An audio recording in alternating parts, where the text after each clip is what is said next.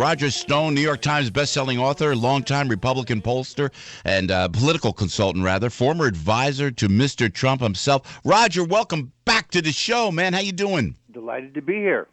You know, Roger, are you concerned? Listen, and how are you? Everything good, Roger? You Everything's good? great, never better. Looking dapper as Feeling usual. feeling good. You handsome dude. I mean, you're always keeping in shape. Are you running? You running? You're doing weights, Roger. What are you doing now? If I Both. may ask. I alternate. I try to do cardio every other day, and I'm doing one body part a day still.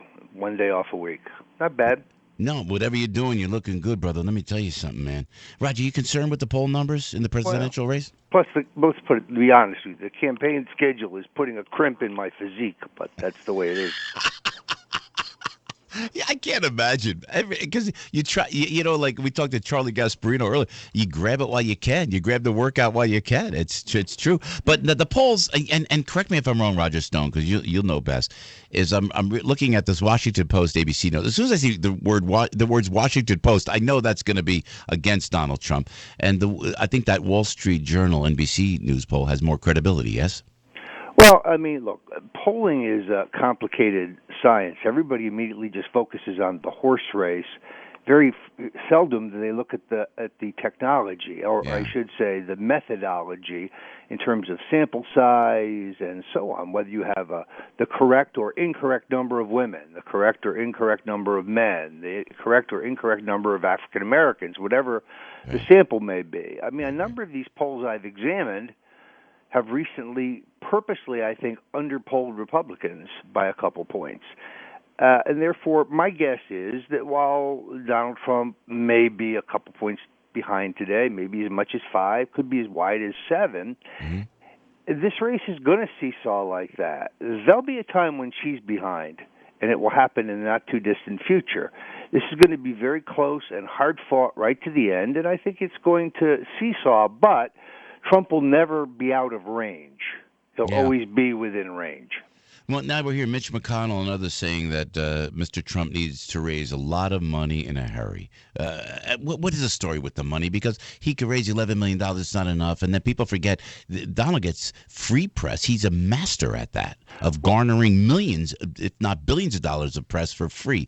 Where are we standing in that regard, fundraising wise, Roger? Well, if you go by all the old measures, Donald needs about $1 billion.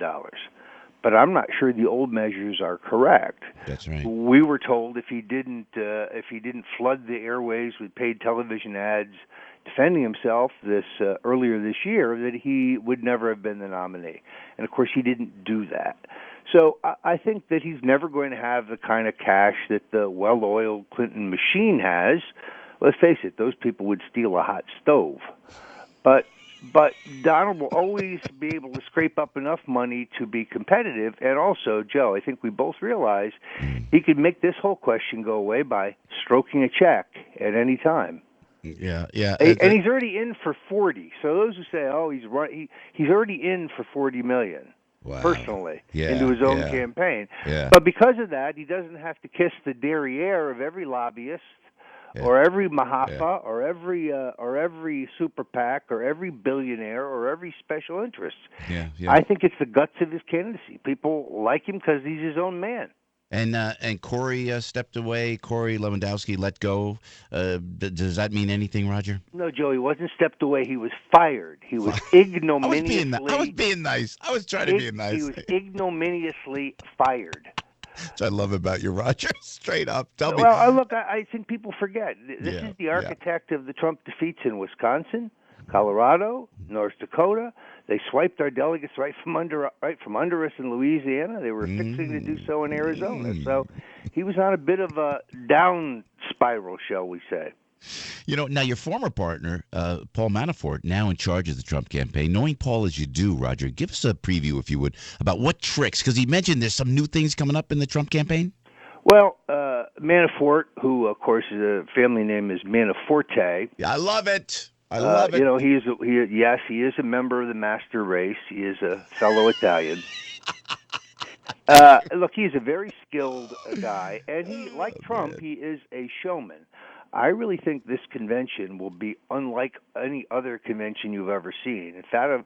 Instead of a bunch of overstuffed elected politicians addressing the crowd from a podium, I think you're going to see something a lot more like The Apprentice or a pageant, only in the sense that it's going to be entertaining. It's going to be fast-moving. It's going to be different.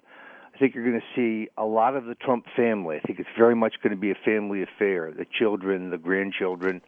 I think it's going to be very much about Donald Trump, who he is, where he came from, what he wants to do for America.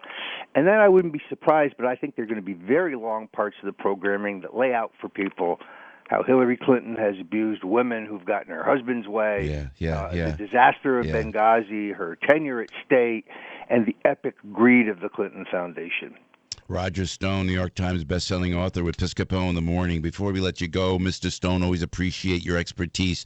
Running mate for Donald Trump. What are you thinking, Roger? Joe, are you available? Yeah, I'm ready, man. I'm ready.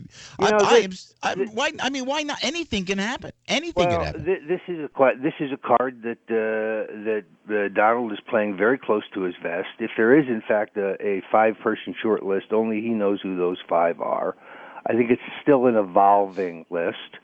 I would look for somebody who is a nationalist, not a globalist, someone whose views are compatible with Trump on both trade and immigration. And then lastly, I would look for somebody who does no harm. In other words, what you want is somebody sure-footed and experienced enough that they get out there on the trail, and in the second day, they don't make a major gaffe. Chris Christie, though, we all like him as Attorney General because he could kick butt as Attorney General. But like Frankie Morano was talking about, Roger, he's not going to go New York, New Jersey. Donald from New York, Christie from New Jersey, or will Donald surprise us? I think that's too much. That's too much chutzpah. I mean, it's too much. We appreciate it because we live here and we understand it, and we're from this culture. But hey, it does not go over that well in Iowa. Roger, we love you, man. Top of your game as always, Roger Stone. Looking great always. Despite working so hard, you still look great.